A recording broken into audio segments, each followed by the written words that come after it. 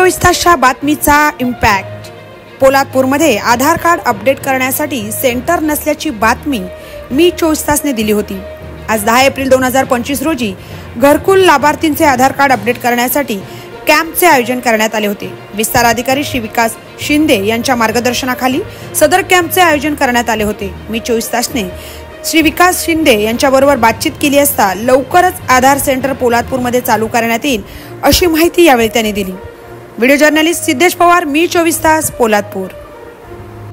तर मित्रांनो, जर तुम्हाला आमचा व्हिडिओ आवडला असेल तर आमचं चॅनल सबस्क्राइब करा, लाईक करा, शेअर करा आणि बाजूला असलेला बेल आयकॉनवरती प्रेस करा, जेणेकरून तुम्हाला आमच्या चॅनल्सच्या सगळ्या अपडेट्स प्राप्त होतील।